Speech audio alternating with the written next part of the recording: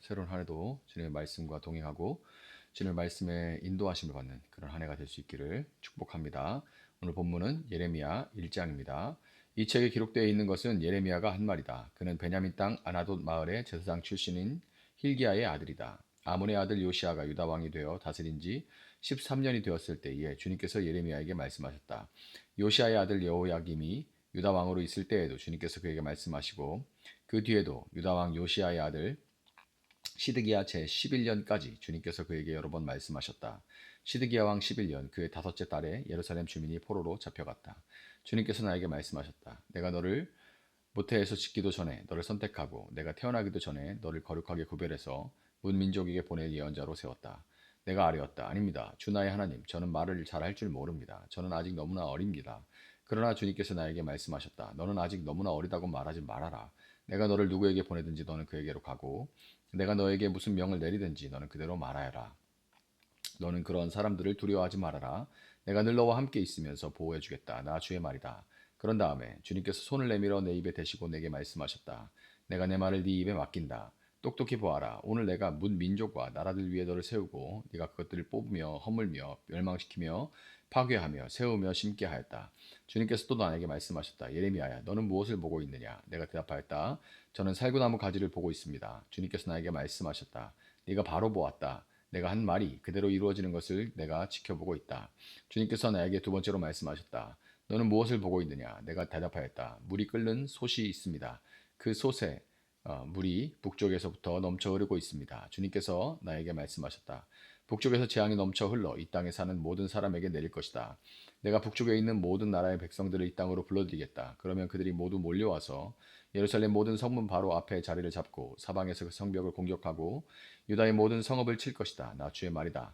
내가 이렇게 내 백성을 심판하는 까닭은 그들이 나를 버리고 떠나서 다른 신들에게 향을 피우고 손으로 우상을 만들어서 그것들을 숭배하는 죄를 저질렀기 때문이다. 그러므로 너는 이제 허리를 띠고 띠를 준비하여라. 띠를 띠고 준비하여라. 일어나거라. 내가 너에게 명하는 모든 말을 그들에게 전하여라. 너는 그들을 두려워하지 말아라. 네가 그들을 두려워하면 오히려 내가 너를 그들 앞에서 무서워 떨게 하겠다. 그러므로 내가 오늘 너를 튼튼하게 방비된 성읍과 새 기둥과 놋 성벽으로 만들어서 이 나라의 모든 사람, 곧 유다의 왕들과 관리들에게 맞서고 제사장들에게 맞서고 이 땅의 백성에게 맞서게 하겠다. 그들이 너에게 맞서서 덤벼들겠지만 너를 이기지는 못할 것이다. 내가 너를 보호하려고 너와 함께 있기 때문이다. 나 주의 말이다. 아멘. 자, 오늘부터 이제 예레미야서를 함께 나누고자 합니다. 예레미야 하면 우리 떠오르는 것이 눈물의 선지자라는 그의 별명이죠. 예레미야가 활동했던 시기가 유다 역사의 황혼기, 이제 끝 무렵, 정말 끝 중에 끝 무렵이었습니다. 2절, 3절에서 그가 요시야 왕 13년부터 유다가 멸망할 때까지 바빌론의 포로로 잡혀갔다 하는 백성들이 옮겨갔다 이렇게 나오죠. 그때까지 사역했다라고 기록을 합니다. 비록 겉으로 요시아가 종교 개혁을 단행했지만 그의 할아버지 므낫세 그리고 아버지 아몬에 이르러 이스라엘 백성들의 내면은 더 이상 돌이킬 수 없이 썩어 있었던 거예요. 어둠이 가득한 때 제사장의 아들로 태어나서 이 예레미야는 얼마든지 평범한 삶을 살 수 있었습니다. 당시의 제사장 계열은 계속 이제 이어서 하기 때문에 세습을 하기 때문에 부가 계속 전해지고 되게 많은 제사장들은 이제 괜찮게 사는 그런 집안들이었어요. 그래서 예레미야 역시 이제 그 부를 물려받은 부를 가지고 맡은 직무를 감당하면서 평범한 삶을 살 수 있었는데 하나님의 말씀이 찾아와 그의 삶을 송두리째 뒤흔들게 되는 거죠. 하나님께서 청년 예레미야를 부르십니다. 하나님께서 그 예레미야를 부르시는 첫 마디가 참으로 충격적이죠. 5절 보면 내가 너를 모태에서 짓기도 전에 너를 선택하고 내가 태어나기도 전에 너를 거룩하게 구별해서 문 민족에게 보낼 예언자로 세웠다. 이것은 예레미야의 어떤 의지나 자격과 관계없는 하나님의 전적인 주권을 보여주고 있습니다. 하나님은 예레미야가 태어나기도 전에 그를 선택했다라고 말씀하시죠. 그런데 참 이런 말씀을 들으면 참 정말 감격스럽고 어찌 몸둘 바를 모를 것 같은데 물론 예레미야의 그 다음의 삶이 어떤지를 우리는 역사를 통해 성경을 통해 알기 때문에 망설여질 것 같기도 하지만 어쨌든 우리가 직접 개인적으로 하나님께서 용수야 하고 이렇게 부르시고 또 여러분을 이름으로 이렇게 부른다고 생각해 보세요. 그리고 내가 너를 너의 어머니의 태중에 너가 생기기도 전에 내 눈이 너를 보았다. 그리고 내가 너를 열방을 위한 이 민족을 위한 선지자로 예언자로 세우겠다. 내가 내 말을 너의 입에 두겠다. 이렇게 말씀하시면 저는 까무러칠 것 같아요. 뭐 이게 막 감격스럽고 어쩔 바를 모르고 몸둘 바를 모르면서.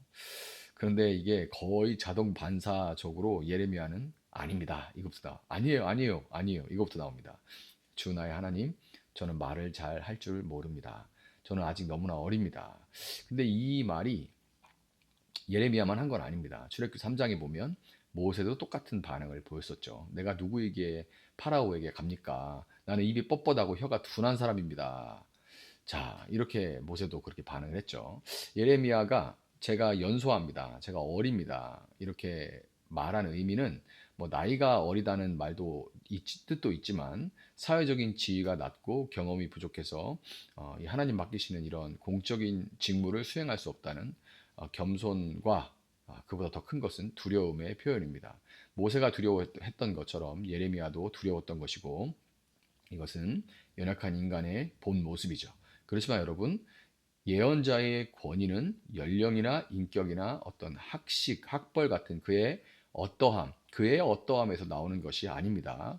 오직 그 입에 담긴 하나님의 말씀의 권위에서 나오는 거예요. 그렇죠. 그래서 지금도 이렇게 하나님 말씀 들고 서는 사람들을 참 권사님들이나 머리 하얀 장로님들이 아유, 예, 이렇게 하고 목회자들 말씀 전하는 사람들을 이렇게 존중해 주는 거 보면 그 사람의 어떠함보다도 그 입에서 나온 하나님 말씀을 존중하는 그런 모습 지금 참 보기 힘든데 그런 모습들이 참 기억이 납니다. 하나님은 저는 너무 어립니다라고 말하는 예레미야의 입에 손을 대시면서 내가 내 말을 네 입에 맡긴다라고 말씀하셨어요. 근데 이 입에 맡긴다는 이 하나님의 말씀이 어떤 일을 합니까? 정말 두려운 거죠. 10절 보면 똑똑히 보아라. 오늘 내가 문민족과 나라들 위에 너를 세우고 네가 그것들을 뽑으며 힘으로 뽑는 게 아니라 그 말씀으로 뽑으며 허물어 버리며 멸망시키며 파괴하며 그 다음에 세우며 심게 하겠다. 이렇게 말씀하십니다. 두 가지 측면이 있죠. 죄악된 것들은 뽑고 허무는 심판의 사역. 하나님의 말씀이 심판의 사역을 하고 또 다시 세우고 심는 이 회복 사역. 심판하고 회복하는 사역이 한 입에서 하나님의 말씀으로 같은 하나님의 말씀인데 두 가지 사역을 하죠. 예레미야는 이 먼저의 기능대로 유다의 멸망을 선포해야 했습니다. 그것은 뽑는 사역이죠. 그러나 동시에 새 언약을 예언하면서 다시 심으실 하나님을 예레미야는 선포합니다. 하나님이 이것을 시청각 교육으로 확인시켜 주시는데 예레미야가 자꾸만 저는 어립니다. 저는 어립니다. 그러니까 그래? 네가 어리다고? 그러면 어린이들이 좋아하는 건 시청각 교육이지. 그래, 보여줄게. 그러고서 이렇게 자꾸 어린아이에게 보여주면서 가르쳐 주는 것처럼 이제 우리가 아이들 데리고 차 타고 가면 애들이 글자 배우기 시작하면 저거는 뭐 이렇게 읽고 저거는 나무 저거는 뭐 이렇게 하잖아요. 그렇지 이렇게 보여주고 이게 뭐지? 이렇게 물어보고 이렇게 하나님이 예레미야가 어리다 그러니까 어린아이에 맞추듯이 그렇게 해주십니다. 11절에 살구나무를 보여주세요. 살구나무 환상이죠. 하나님이 보여주신 다음에 예레미야야 어린아이야 뭐가 보이니? 이렇게 물어봅니다. 그러니까 예레미야는 살구나무가 보입니다. 살구나무 가지가 보입니다. 이렇게 답하죠. 살구나무가 샤케드라고 읽습니다. 샤케드요 이렇게 대답을 하죠. 그러니까 하나님은 네가 참 잘 봤다. 어이구 잘 봤네 이렇게 하는 거죠. 그리고 내 말을 지키다가 쇼케드입니다. 샤케드, 쇼케드. 그래서 내 말을 지켜서 그대로 되게 할 거다라고 하나님께서 말씀하세요. 이 살구나무 샤케드 보이지? 말 잘했어. 쇼케드 하게 될 거야. 샤케드 보면 쇼케드 생각해. 내가 이렇게 반드시 할 거야. 이렇게 하신 거예요. 히브리어의 언어 유희예요. 말장난이죠. 이른 봄 가장 먼저 꽃을 피우는 살구나무처럼 하나님은 깨어 있어서 당신의 말씀이 반드시 성취되도록 지키시겠다는 거예요. 사람은 잠들고 잊어버리고 그러지만 하나님은 늘 깨어 계셔서 말씀하신 것을 반드시 이루고야 말겠다는 강력한 의지를 보여주시는 겁니다. 13절에서는 끓는 가마 환상을 보여주세요. 북방에서부터 기울어져 가지고 끓는 가마, 바로 바빌론을 통해서 북에서 내려오는 바빌론이 뜨거운 물을 막 끓는 가마해서 막 뜨거운 물을 붓는 거죠. 피할 수 없는 현실입니다. 이 무시무시한 메시지를 전해야 하는 어린 예레미야의 마음이 얼마나 두려웠겠습니까? 그래서 하나님은 17절에서 엄하게 예레미야에게 명령하십니다. 그러므로 너는 이제 허리에 띠를 띠고 준비하여라. 일어나거나 내가 너에게 명하는 모든 말을 그들에게 전하여라. 너는 그들을 두려워하지 말아라. 네가 그들을 두려워하면 오히려 내가 너를 그들 앞에서 무서워 떨게 하겠다. 하나님께서 말씀하세요. 두려워할 자를 두려워해라. 만약 사람을 두려워하면 내가 그들 앞에서 도리어 망신을 당하게, 네가 사람을 두려워하지 않고 나를 두려워하면 그 누구도 두려워하지 않게 될 것이지만 사람을 두려워하면 그 사람들 앞에서 정말 망신을 당하게 될 거다. 이렇게 경고를 하시는 거죠. 하나님의 약속은 고난이 없다, 고난이 없을 거다라는 말씀이 아닙니다. 19절을 주목해 보세요. 그들이 너에게 맞서서 덤벼들겠지만 너를 이기지는 못할 것이다. 내가 너를 보호하려고 너와 함께 있기 때문이다. 나 주의 말이다. 뭐 예언자 하니까 먼저 목회자가 예언자의 사역을 목회자가 예언자는 아닙니다. 그러나 목회자가 예언자의 사역, 곧 하나님의 말씀을 전하는 일을 주로 하니까. 그런데 저도 이제 하나님께서 부르시는 소명이 있잖아요. 저를 부르신 그날이 있습니다. 그날이 있는데, 근데 그 부르실 때 어우 너 이제 목사 돼가지고 네 앞길은 창창하고 뭐 네가 하는 일은 잘 될 거고 내가 너를 이렇게 크게 쓸 거고 이런 게 아니에요. 고난이 있다는 거를 하나님께서는 부정하지 않으십니다. 참 그렇게 고난이 없는 게 아니에요. 내가 너를 보호하고 너와 함께 있겠다라는 약속을 주시는 것이 중요한 거죠. 하나님께서 이것이 바로 나의 말이다라고 말씀하세요. 그들이 너에게 덤벼든다. 세상은 이 하나님 말씀을 바르게 전하는 이상은 기득권, 타락한 종교, 세상은 이 하나님 말씀을 바르게 전하는 사람을 항상 공격하게 되어 있습니다. 예레미야에게도 그랬고요. 그러나 그들은 이 세상은 결코 진리를 붙들고 있는 예레미야를 이기지는 못합니다. 왜냐하면 하나님이 그와 함께하여서 그를 구원하실 것이기 때문에 그래요. 하나님은 파라오의 위협 앞에서 모세를 보호하셨고 백성들의 원망 속에서 모세를 보호하셨어요. 동일하게 그래서 그를 광야 끝까지 데려가셨죠. 그들과 함께 결국엔 광야를 건너갔습니다. 똑같은 모습으로 예레미야는 감옥에 갇히고 진흙 구덩이에 던져지고 조국이 망하는 꼴을 보면서 눈물을 흘렸지만 망하는 조국에다가 예레미야가 정말 예언하는 말씀들이 기가 막히는 말씀들을 했습니다. 정말 나를 죽여주세요, 죽여주세요 하는 말씀만 전했습니다. 정치인들이나 기득권들이 들으면 정말 분노할 말씀만 전했거든요. 그럼에도 불구하고 그들이 결국 하나님 말씀을 듣지 않고 나라가 결국 망하는 꼴을 봤습니다. 그런데도 하나님은 그를 끝까지 보호하셨고 그의 입이 예언한 대로 역사를 끌어가셨습니다. 구약의 모세와 예레미야가 가리키는 한 사람, 우리 주님 예수 그리스도 역시 마찬가지죠. 세상은 예수님을 쳤습니다. 내가 누가 때렸는지 한번 맞춰봐라 예언자야 막 그러면서 약 올리고 예수님을 때리죠. 그리고 십자가에 못 박았습니다. 그들이 이긴 것처럼 보였죠. 그러나 죽음조차 예수님을 이길 수 없었습니다. 하나님께서 그를 다시 살리심으로 세상에 대해 승리하셨습니다. 모세와 예레미야를 부르신 그 하나님은 오늘 이 시대에도 예레미야와 같은 사람을 찾고 계십니다. 그 어느 때보다 예레미야와 같은 사람이 필요한 때예요. 자신의 능력을 의지하지 않고 오직 하나님의 주권적인 선택을 신뢰하는 그런 사람을 하나님은 찾고 계십니다.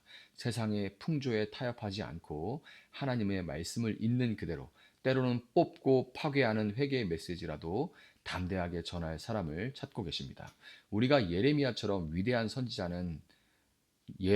예언자는 될 수 없을지 몰라도 우리 각자에게는 하나님이 보내신 삶의 현장이 있습니다.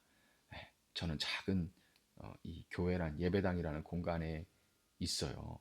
그러나 영국의 위대한 정치인이었자 노예 해방가였던 윌리엄 윌버포스가 목회자가 되려고 했을 때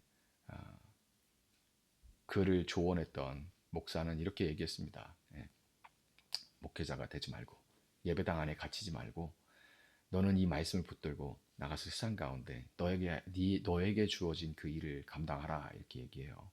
예, 누구에게나 보내신 삶의 현장이 있습니다. 누구에게나 하나님 말씀을 선포하고 그 말씀을 정말 붙들고 사는 사람처럼 살아가야 될 삶의 현장이 있습니다. 세상이 여러분을 그렇게 살아갈 때 칠 수 있죠. 말씀대로 살려고 하면 조롱받을 수 있습니다. 그러나 여러분 두려워하지 않으시기 바랍니다. 요한복음 16장 33절 보면 내가 이것을 너희에게 말한 것은 너희가 내 안에서 평화를 얻게 하려는 것이다. 너희는 세상에서 환난을 당할 것이다. 그러나 용기를 내어라. 내가 세상을 이겼다. 아멘.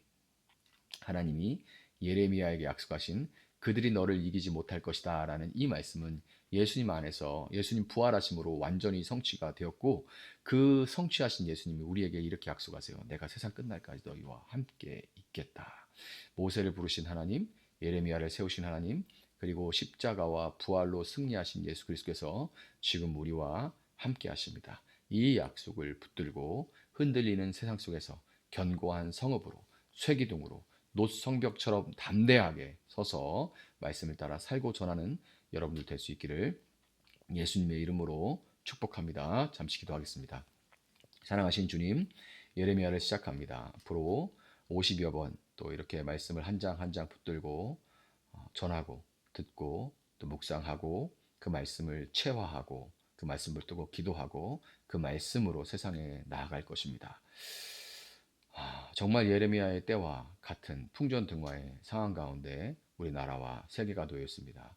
그 어느 때보다도 전쟁 위기가 고조되고 있고 이미 전쟁이 난 곳은 끝날 줄을 모르고 계속해서 사람들이 죽어가는데도 경제 논리에 의해서 그렇게 굴러가면서 전쟁이 끝나지 않기를 바라는 사람들로 인해서 전쟁이 끝날 기미를 보이지 않고 길어지고 있으며 많은 사람들이 고통을 당하고 있습니다. 하나님, 이 어두운 세상 가운데 하나님 정말 우리의 어떠함이 아니라 하나님께서 우리에게 주시는 그 말씀의 어떠함을 붙들고 세상 가운데 기도로 이 세상을 경영해 갈 수 있도록 주님 도와주시고 눈을 뜨고는 그 기도한 대로 그 말씀을 받은 대로 살아갈 수 있는 저희들 될 수 있도록 주님 도와주시기를 원합니다. 그렇게 살 때 하나님 어려움이 있는 것이 어려움이 있습니다. 그러나 그것을 당연히 여길 수 있는 믿음을 허락하여 주시고 그 가운데서 말씀을 붙들고 살 때 이미 세상을 이기신 예수님의 도우심과 능력을 경험할 수 있는 저희들 될 수 있도록 주님 도와주시기 원합니다. 우리의 신앙이 주님 정말 화초 속에 온실 속에 있는 화초가 아니라 야생화와 같이 굳건한 그런 바람에 연단되고 그래서 어느 곳에서나 꽃을 피우고 그 향기가 천리를 가고 백리를 가는 그런 저희들 되어줄 수 있도록 주님 도와주시기를 원합니다. 감사하며 예수님의 이름으로 기도합니다. 아멘. 오늘 주신 말씀 붙들고 계속해서 기도합니다.